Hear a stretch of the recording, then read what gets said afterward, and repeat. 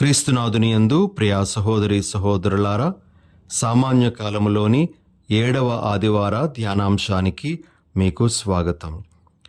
ఈ ఆదివారం నాడు మనము ధ్యానించటానికి మన శ్రీసభ మన ముందు ఉంచుతున్న సువార్త పఠనము లూకా సువార్త 6వ అధ్యాయము 27 నుండి 38 వరకు ఉన్న వచనాల నుండి గ్రహింపబడింది. ఈ పఠనంలో మనము ధ్యానించటానికి ఎన్నెన్నో విషయాలను ప్రభు మనకు తెలియజేస్తూ ఉన్నారు.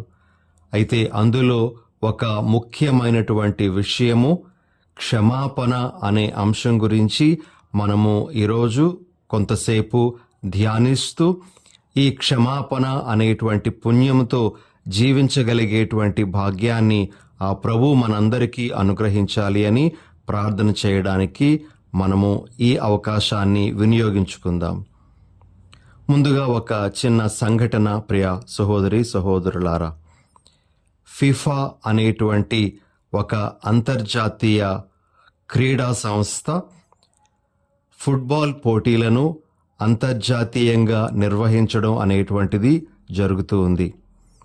1994వ సంవత్సరంలో కూడా ఈ సంస్థ వివిధ దేశాలకు ఫుట్బాల్ పోటీలను నిర్వహిస్తూ ఉంది.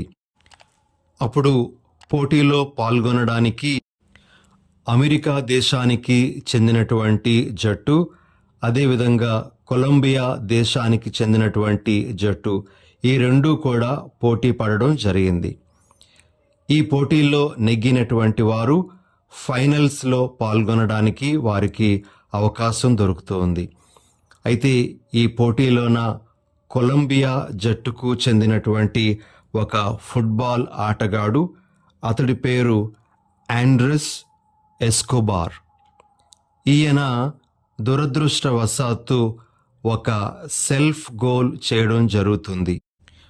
అంటే ప్రత్యర్థి ఆటగాడు వేయాల్సినటువంటి ఆ గోల్ని ఇతడే అనుకోని రీతిలో వేయడం జరుగుతుంది.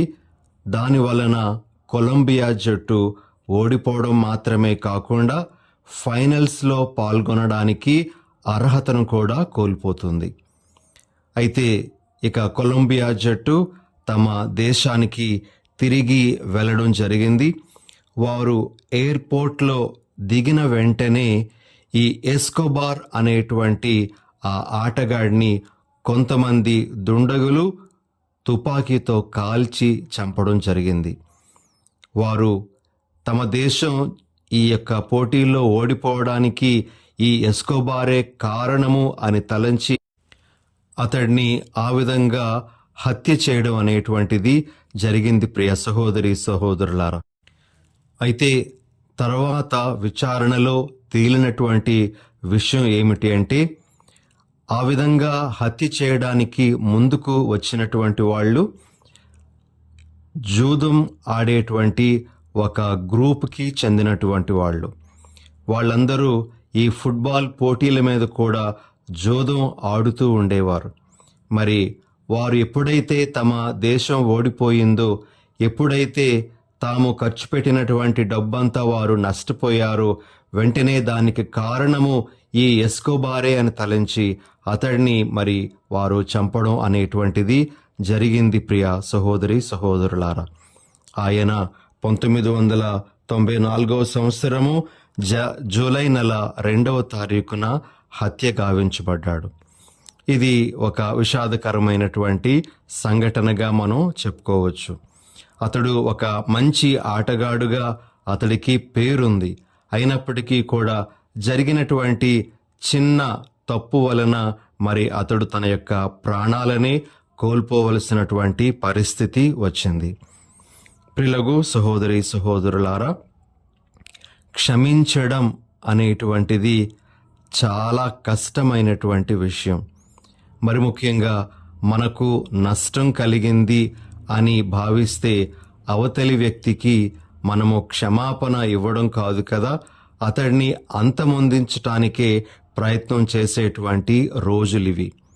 మరి అలాంటి దినాల్లో ఉంటున్నటువంటి మనకు ప్రభు ఈ రోజున క్షమాపణ గురించి మరొక్కసారి బోధిస్తూ ఉన్నారు. ఈ క్షమాపణ గుణంతో మనం జీవించాలి అని ప్రభు మనకు తెలియజేస్తూ ఉన్నారు. ముందుగా ఈరోజు ప్రభు మనకు తెలియజేస్తున్నటువంటి వాక్యాన్ని మనం జ్ఞాపకం చేసుకుందాం. ప్రభు లూకాసు వార్త 6వ అధ్యాయము 27వ వచనంలో ఈ విధంగా అంటూ ఉన్నారు, కానీ మీతో నేను చెప్పునది ఏమనా, మీ శత్రువును ప్రేమింపుడు, మిమ్ము ద్వేషించు వారికి మేలు చేయుడు. ప్రియ సహోదరి సహోదరులారా, మీ శత్రువులను మీరు ప్రేమింపుడు అని ప్రభు అంటూ ఉన్నారు. నిజంగా మనము ఈ మాట శత్రువు అనేటువంటి మాటను ధ్యానిస్తే ఎవరు మనకు శత్రువులుగా మారుతారో మొదటిగా మనము అర్థం చేసుకోవడానికి ప్రయత్నం చేద్దాం. మనకు కీడు చేసేటువంటి వారు మనకు శత్రువులుగా మారుతారు. మనకు హాని తలపెట్టేటువంటి వారు మనకు శత్రువులుగా మారుతారు. అదేవిధంగా మనలను ద్వేషించేవారు, మన ఎదుగుదల వలన కానీ మనం పొందినటువంటి అంతస్తు వలన కానీ మనలను ద్వేషించేటువంటి వారు మనకు శత్రువులుగా ఉంటారు. అదేవిధంగా మనలను విమర్శించేటువంటి వారు, ఆ విధంగా మన యొక్క పేరు ప్రతిష్టలను దిగజార్చేవారు మనకు శత్రువులుగా మారుతూ ఉంటారు. అంతేకాకుండా మన వలన ఎప్పుడైనా నష్టపోయినటువంటి వారు కూడా మనకు శత్రువులుగా మారేటువంటి అవకాశం ఉంటుంది. అయితే కొన్ని సందర్భాలలో అపార్థాల వలన కూడా కొంతమంది మనకు శత్రువులుగా మారిపోతూ ఉంటారు. సరిగా అర్థం చేసుకోకపోవడం వలన కూడా మనకు కొంతమంది శత్రువులు తయారవుతూ ఉంటారు. ప్రియమైన సహోదరి సహోదరులారా, ఇలా రకరకాలుగా మనకి శత్రువులు అనేటువంటి వారు తారసపడుతూ ఉంటారు, మనకు తయారవుతూ ఉంటారు. అయితే ఈ రోజున ప్రభు మనకు క్షమించడం అనే విషయం గురించి బోధిస్తూ ఉన్నారు. మీ శత్రువులను ప్రేమించండి అని ప్రభు చెప్తున్నప్పుడు మీ శత్రువులను క్షమించండి అని ప్రభు మనకు తెలియజేస్తూ ఉన్నట్లుగా మనము గ్రహించాలి. మరి మొదటిగా మనము క్షమాపణ గురించి కొన్ని పరిశుద్ధ గ్రంథ వాక్యాలను జ్ఞాపకం చేసుకోవడానికి ప్రయత్నం చేద్దాం. మొదటిగా ఈరోజు సువార్తలో మనం ఆలకించినటువంటి వాక్యమే లూకాసు వార్త 6వ అధ్యాయము 37వ వచనం. పరులను గూర్చి మీరు తీర్పు చేయకుడు, మిమ్ము గూర్చి తీర్పు చేయబడదు. పరులను ఖండింపకుడు, అప్పుడు మీరును ఖండింపబడరు. పరులను క్షమింపుడు, మీరును క్షమింపబడుదురు. ఈ విధంగా ప్రభువు మీరు క్షమిస్తే మీకు కూడా క్షమాపణ అనేటువంటిది దొరుకుతూ ఉంది అని చెప్పడం మనం ఆలకిస్తాం. ఇక ఇంకొక వాక్యాన్ని కూడా మనం చూద్దాం. పౌలు గారు ఎఫెసీయులకు రాసినటువంటి లేఖ 4వ అధ్యాయము 31, 32 వచనాలలో మనము ఈ విధంగా చదవగలము. ప్రియ సహోదరి సహోదరులారా, వైరము, మోహము, క్రోధము అనువానిని త్యజింపుడు. అరపులు గాని అవమానములు గాని ఇక ఉండరాదు. ఏ విధమైన ద్వేషభావము ఉండరాదు. దానికి బదులుగా పరస్పరము దయను మృదుత్వమును ప్రదర్శింపుడు. క్రీస్తు ద్వారా దేవుడు మిమ్ము క్షమించినట్లే ఒకరిని ఒకరు క్షమింపుడు. పౌలు గారు చాలా స్పష్టంగా మనందరికీ బోధిస్తున్నటువంటి మాట, మనము దేవుని నుండి క్షమాపణ పొందుతూ ఉన్నాం కాబట్టి మనం కూడా క్షమించగలగాలి అని తెలియజేస్తూ ఉన్నారు. అదేవిధంగా కొలొస్సీలకు రాసినటువంటి లేఖ నుండి కూడా మనము కొన్ని వాక్యాలను విందాం. 3వ అధ్యాయము 13వ వచనంలో ఈ విధంగా మనం వింటాం. ఎవడైనను మరి ఒకని మీద ఏదో ఒక మనస్తాపము కలిగి ఉన్న ఎడల ఒకనిని ఒకడు సహించుచు క్షమింపవలెను. మిమ్ములను ప్రభువు క్షమించినట్లుగానే మీరును ఒకరిని ఒకరు క్షమింపవలెను. మరి మనందరికీ బాగా పరిచయమైనటువంటి వాక్యము యేసు ప్రభు సిలువలో వ్రేలాడుతూ క్షమించినటువంటి ఆ విషయం. లూకాసు వార్త 23వ అధ్యాయము 24వ వచనంలో యేసు ప్రభు యొక్క మాటలను మనం ఈ విధంగా వింటాం. తండ్రి, వీరేమి చేయుచున్నారో వీరికి తెలియదు. వీరిని క్షమించండి అని ప్రభువు చేసినటువంటి ప్రార్థన. ఇలా మనకు అనేకమైనటువంటి వాక్యాలు క్షమాపణకు సంబంధించినటువంటివి పరిశుద్ధ గ్రంథంలో కనబడతాయి ప్రియ సహోదరి సహోదరులారా. అయితే ఈ దినాన మనము ధ్యానించాల్సినటువంటి విషయం ఏమిటి అంటే, క్షమించడం ద్వారా మనకు వనగూడే ప్రయోజనాలు. మనం క్షమిస్తే మనకు ఎటువంటి లాభాలు చేకూరుతాయో మనము ఈరోజు కొంతసేపు ధ్యానించడానికి ప్రయత్నం చేద్దాం. ఎందుకు అంటే, ప్రభు ఒక మాట మనకు చెప్తూ ఉన్నారు అంటే, ఒక కార్యమును చెయ్యమని చెప్తూ ఉన్నారు అంటే, దాని వలన మనకు ఎన్నెన్నో లాభాలు ఉండబట్టే ఆయన మనలను ఆ విధంగా చెయ్యమని, ఆ విధంగా నడుచుకోమని కోరుతూ ఉన్నారు. ప్రభు క్షమించమని మనలను కోరుతూ ఉండగా దాని వలన మనకు చేకూరేటువంటి ఆ ప్రయోజనాలను మనము ఇప్పుడు కొద్దిగా తెలుసుకోవడానికి ప్రయత్నం చేద్దాం. ప్రియులగు సహోదరి సహోదరులారా, మనము ధ్యానించడానికి 5 ప్రయోజనాలను ఈరోజు మనము మన ముందు ఉంచుకోవడానికి ప్రయత్నం చేద్దాం. అందులో మొట్టమొదటిది ఏమిటి అంటే, మనము క్షమించిన నాడు మనలో ఉండేటువంటి ద్వేషభావాన్ని మనము తొలగించుకోగలుగుతాము. ద్వేషభావాన్ని మన మనస్సు నుండి తొలగించిన నాడు మనము అనేకమైనటువంటి ఆరోగ్య సమస్యల నుంచి బయటపడగలం అనేటువంటిది ఒక వాస్తవం.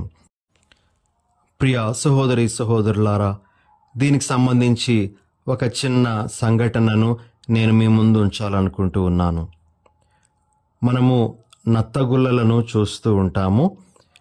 ఈ నత్తగుల్లట అప్పుడప్పుడు ఒక రకమైనటువంటి హానికరమైన చిన్న ప్రాణిని అది ఆహారంగా తీసుకోవడం జరుగుతుందట. అయితే తాను తీసుకున్నటువంటి ఆహారము ఇక తనలో జీర్ణమైపోతుంది అని ఈ నత్తగుల్ల భావిస్తుంది.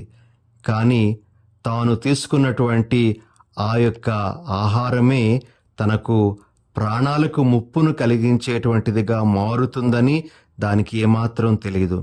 తాను తీసుకున్నటువంటి ఆ యొక్క చిన్న జీవి తన కడుపులో పెరగడం ప్రారంభమవుతుంది. అది పెరిగి ఆఖరికి ఈ నత్తగోళ్ళని చంపేటువంటి పరిస్థితి వస్తుందట. పిల్లలకు సహోదరి సహోదరులారా, క్షమించలేకపోవడం వలన మనలో ద్వేషభావం పెరిగి ఆ ద్వేషభావము మనకు అనేకమైనటువంటి రుగ్మతలను తీసుకొని వస్తుంది. అది భౌతిక శారీరక రుగ్మత కావచ్చు, మానసిక రుగ్మత కావచ్చు, లేదా ఆత్మీయ రుగ్మత కావచ్చు. ఇలాంటి అన్ని రుగ్మతలకు మనలో పేరుకుపోయినటువంటి ద్వేషమే కారణమవుతుంది. అయితే మనం క్షమించిన నాడు మనము ఇలాంటి రుగ్మతలకు దూరంగా ఉంటాం. కాబట్టి ప్రియులగు సహోదరి సహోదరులారా, క్షమించడం అనేటువంటిది మనము ఆరోగ్యంగా జీవించటానికి మనకు ఎంతగానో దోహదపడేటువంటి ఒక విషయంగా మనము గుర్తించాలి. ఇది ఒక ప్రయోజనం. ఇక రెండవ విషయం, క్షమించడం అనేటువంటిది ఇతరులు మనకు చేసేటువంటి గాయం మన మీద ప్రభావాన్ని చూపించుకుండేలా చేస్తుంది. కొన్నిసార్లు ఇతరులు మనకు చేసేటువంటి కీడు, వారు మన మీద చేసినటువంటి నేరారోపణ, లేదా మన గురించి వారు చెప్పినటువంటి మాటలు, ఇవన్నీ కూడా మనలను దొలిచేస్తూ ఉంటాయి. అయితే మనం ఎప్పుడైతే క్షమిస్తామో వారు చేసినటువంటి గాయం అనేటువంటిది మన మీద ప్రభావాన్ని చూపించకుండా ఉంటుంది. ప్రియ సహోదరి సహోదరులారా, ఒకవేళ ఈ గాయమే గాని మానకపోతే మనం కూడా వారికి కీడును చేయడానికి వెనుకాడం. కాబట్టి వారు నాకు కీడు చేశారు కాబట్టి నేను కూడా కీడు చేస్తాను అనేటువంటి విధంగా మన మీద పడినటువంటి ఆ గాయం మనలను చెడును చేయటానికి ప్రేరేపిస్తుంది. మనము కూడా వారిలాగానే చెడును చేయడానికి లేదా కీడును చేయడానికి ముందుకు వస్తూ ఉంటాం. కానీ మనము క్షమించడం అనేటువంటిది చేస్తే ఆ గాయము యొక్క ప్రభావము మన మీద ఉండదు. తద్వారా మనము ప్రతి కీడును చేయడానికి ఏమాత్రము ముందుకు రాము. మనము పౌలు గారు రోమీలకు వ్రాసినటువంటి లేఖ 12వ అధ్యాయము 21వ వచనంలో ఈ విధంగా చదువుతాం. కీడు వలన జయింపబడక మేలు చేత కీడును జయింపుము అని. కాబట్టి మేలు చేస్తూ మనము కీడును జయించగలగాలి అని ప్రభు మనకు తెలియజేస్తూ ఉన్నారు. ఇక మూడవ విషయం, ప్రియ సహోదరి సహోదరులారా, మనము ఇతరులను క్షమిస్తే మన దృష్టిని మనం చేయాల్సినటువంటి పనులు, నెరవేర్చాల్సినటువంటి బాధ్యతల మీద పెట్టగలుగుతాం. కానీ క్షమించకపోతే మన దృష్టి అంతా కూడా మనకు ఇతరులు చేసినటువంటి ఆ కీడు మీదే ఉంటుంది. మనము మన పనులను సక్రమంగా నెరవేర్చుకోలేకపోతాం.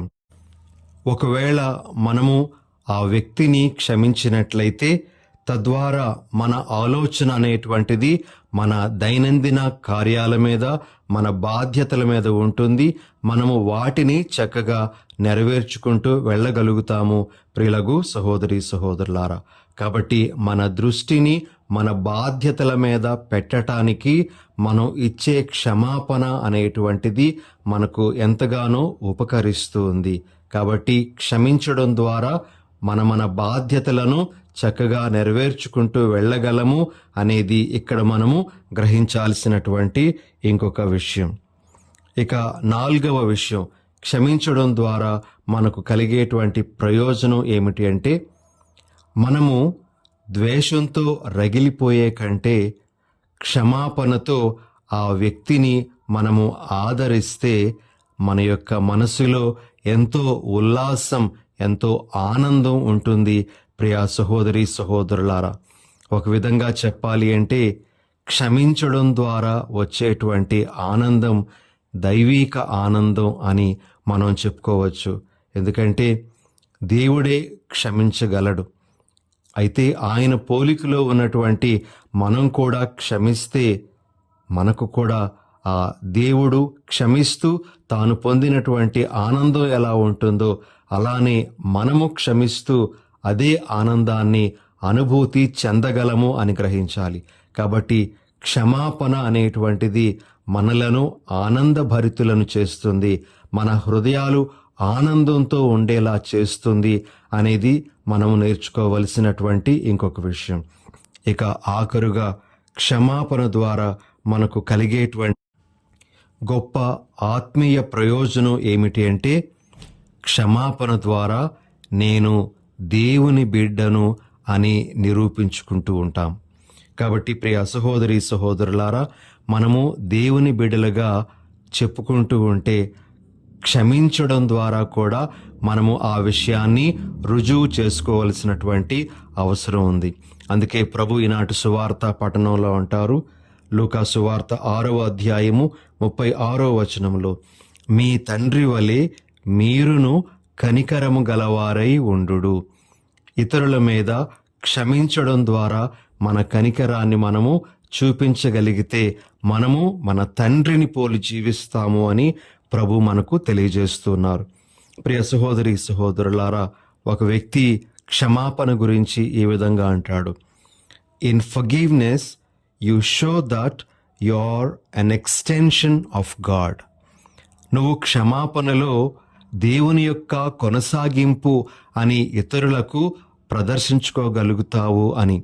కాబట్టి చాలా గొప్పదైనటువంటి ఆత్మీయ మేలు క్షమాపణ ద్వారా మనం పొందుతూ ఉన్నాం. మనము దేవుని అంశ, దేవుని యొక్క పోలిక అనేటువంటిది క్షమాపణ ద్వారా మనము నిరూపించుకోగలము. ప్రియ సహోదరి సహోదరులారా, ఇవి 5 ముఖ్యమైనటువంటి ప్రయోజనాలు క్షమించడం ద్వారా మనము పొందేటువంటివి.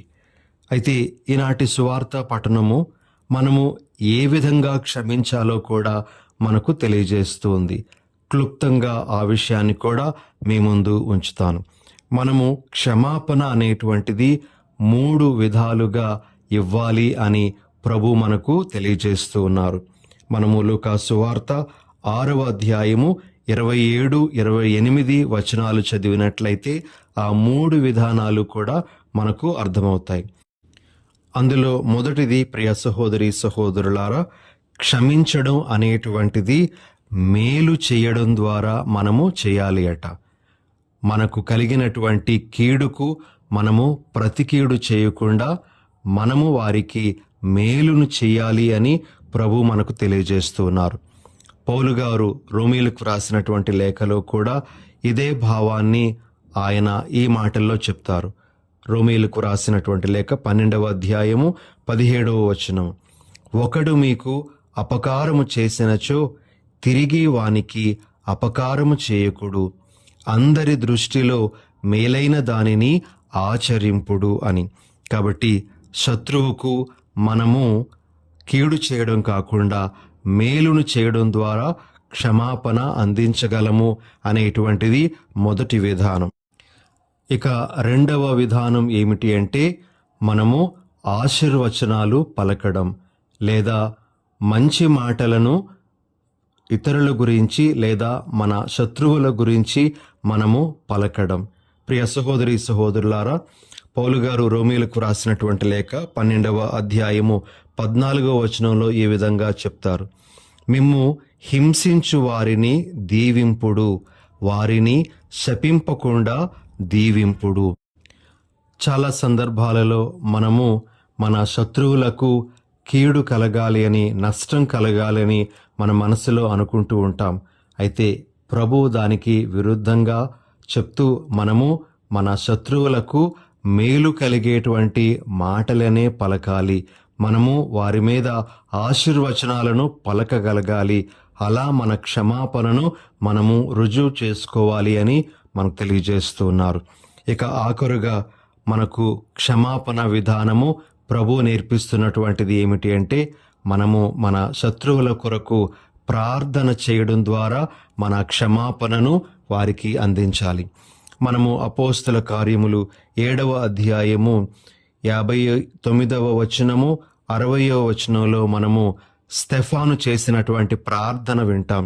ఆయన ఈ విధంగా తనను రాళ్లతో కొడుతున్నప్పుడు దేవునికి చేసినటువంటి ప్రార్థన ఉంటుంది. వారు ఇంకనూ రాళ్లతో కొట్టుచుండగా స్టెఫాను, యేసు ప్రభు, నా ఆత్మను గైకొనుము అని ప్రార్థించను. ఆపై మోకరిల్లి బిగ్గరగా, ప్రభు, ఈ పాపము వీరిపై మోపకము అని పలికి మరణించెను. ప్రియ సహోదరి సహోదరులారా, ప్రభు మన ముందుంచుతున్నటువంటి ఇంకొక ముఖ్యమైనటువంటి విధానము వారి కొరకు ప్రార్థన చేయడం. వారి యొక్క మారు మనసు కొరకు కాదు కానీ వారికి మంచి జరగాలి అని, ప్రభు వారికి తోడుగా ఉండాలి అని, తన మార్గాలలో వారిని నడిపించాలి అని, మనము వారి కోసం ప్రార్థన చేయాలి అని ప్రభు ఈరోజు తెలియజేస్తూ ఉన్నారు. కాబట్టి మేలు చేయడం, ఆశీర్వచనాలు పలకడం, ప్రార్థన చేయడం అనేటువంటి 3 విధానాలను మనము క్షమాపణ అందించటానికి అనువైనటువంటి విధానాలుగా ప్రభు మన ముందు ఉంచుతూ ఉన్నారు. వాటిని వినియోగించుకొని మనము క్షమాపణ ఇతరులకు అందివ్వడానికి ప్రయత్నం చేయాలి. ప్రియ సహోదరి సహోదరులారా, ఆఖరుగా క్షమించడం అనేటువంటిది క్రైస్తవునికి ఉన్నటువంటి ఒక ఆప్షన్ కాదు. క్షమించడం అనేటువంటిది క్రైస్తవ ధర్మం అనేటువంటి విషయాన్ని మనందరం గమనిస్తూ క్షమాపణతో కూడుకున్నటువంటి జీవితాలను జీవించటానికి ప్రయత్నం చేద్దాం. ఆమెన్. పరిశుద్ధుడైన ఓ మా ప్రభువా, మీ పరిశుద్ధ నామానికి స్తోత్రాలు. ఈ దినాన్న క్షమాపణ అనే అంశం గురించి మీరు మాకు తెలియజేస్తూ ఉండగా, క్షమాపణ ద్వారా ఎన్నెన్నో లాభములను మేము పొందుతూ ఉండగా, ఆత్మీయ, భౌతిక, మానసిక లాభాలను మేము పొందుతూ ఉండగా, ప్రభువా, మేము క్షమాపణలో ఎదిగే వరాన్ని, తద్వారా మేము మీ యొక్క కొనసాగింపే అనేటువంటి విషయాన్ని లోకానికి నిరూపించే భాగ్యాన్ని అనుగ్రహించమని మా ప్రభువైన యేసు నామమున అడిగి వేడుచున్నాం తండ్రి. ఆమెన్.